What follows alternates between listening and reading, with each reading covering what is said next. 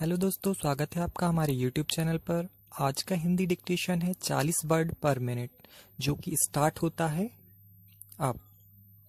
Supreme court ने social justice से जुड़े मामलों के लिए एक अलग विशेष बेंच बनाने का फैसला लेकर न्यायपालिका की एक अहम जिम्मेदारी को रेखांकित किया है। पूर्ण विराम।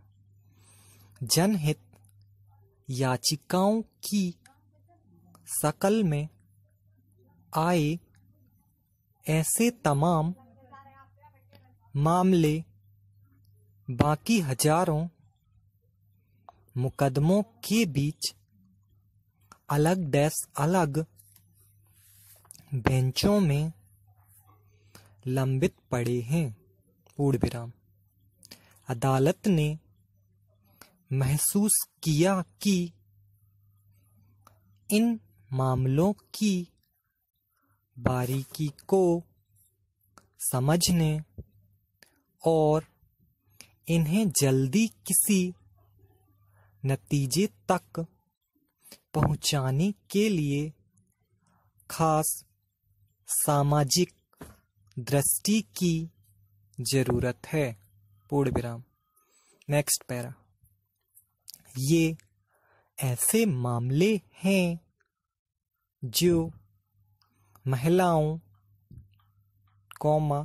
बच्चों और समाज के अन्य कमजोर तबकों के हितों और उनके अधिकारों से जुड़े हैं। पूर्ण विराम। ऐसे मामले अगर समय समय पर अदालत का ध्यान नहीं खींच पाते तो कमजोर तबकों के संवैधानिक अधिकारों के उल्लंघन का खतरा पैदा हो जाता है। पूर्ण विराम। गौरतलब है कि सुप्रीम कोर्ट में लंबित ऐसे करीब 200 मामलों में से 65 पर सुनवाई नई स्पेशल बेंच में शुरू की जाएगी। पूर्ण विराम। आगे चलकर वे मामले भी इस बेंच को स्थानांतरित किए जा सकते हैं, जिन पर दूसरी बेंचों में सुनवाई पहले ही शुरू हो चुकी है। पूर्ण विराम। Next para. बहरहाल,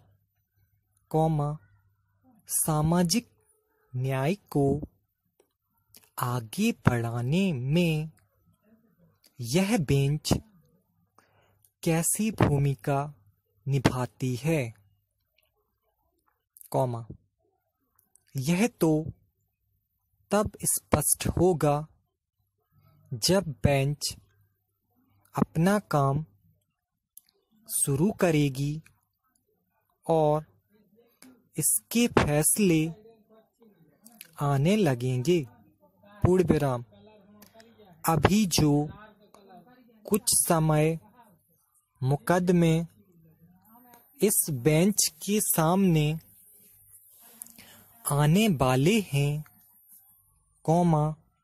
उनका जिक्र भी इस प्रकृति के बारे में एक राय बनाने के लिए काफी है। एक अहम मुकदमा इस बारे में है कि गोदामों में पड़े सरप्लस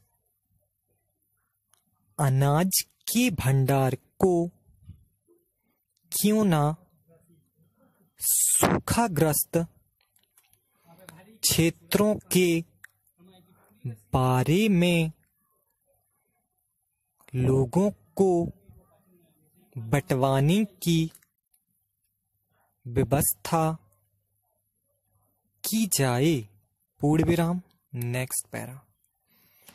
ऐसे ही बेघरों के लिए आश्रय स्थल सुनिश्चित करवाने, पौष्टिक भोजन के अभाव में महिलाओं और बच्चों की असामयिक मौत रोकने की व्यवस्था करने, सभी नागरिकों को कोष्टक प्रारंभ, चाहे उनकी आर्थिक स्थिति कैसी भी हो, कोष्टक बंद, स्वास्थ्य संबंधी सुविधाएं मुहैया कराने जैसे मुद्दे भी इन जनहित याचिकाओं में उठाए गए हैं। पूर्ण विराम। साफ है कि ये तमाम मुद्दे सरकार की ऐसी जिम्मेदारियों से जुड़े हैं, जिनकी अनदेखी करने का चलन इधर बढ़ता जा रहा है। पूर्ण विराम। अगर सुप्रीम कोर्ट की ताजा पहल इस चलन पर अंकुश लगा सकती तो इससे भारतीय लोकतंत्र की जमीन मजबूत होगी। पूर्ण विराम। Next para. जरा सोचिए, देश में जब भी किसी या कभी भी आम या स्थानीय स्वराज के कोष्टक प्रारंभ के चुनाव होते हैं, तब कितने प्रतिशत मतदान होता है? प्रश्नवाचक चिन्ह। 40%, 50% या फिर कभी कभार 60%। पूर्ण विराम। इससे अधिक मतदान बहुत कम बार होता है। इसके बाद जिस दल की सरकार बनती है उसको मिलने वाले वोटों का प्रतिशत भी 20% से अधिक नहीं होता है। पूर्ण विराम। यानी कि सरकार उनकी बनती है जिसे मात्र 20% लोगों का समर्थन हासिल हो। पूर्ण विराम।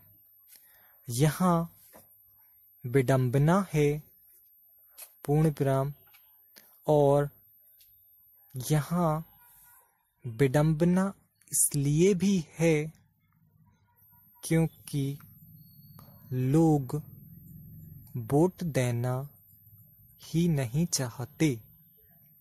पूर्ण विराम, फुल स्टॉप। दोस्तों, अगर मेरा डिक्टेशन पसंद आया हो तो कृपया मेरे चैनल को सब्सक्राइब करें, कमेंट करें और अपने दोस्तों के साथ शेयर करें और बेल आइकन को भी दबाएं जिससे आपको हमारे नोटिफिकेशन मिलते रहें। Thank you.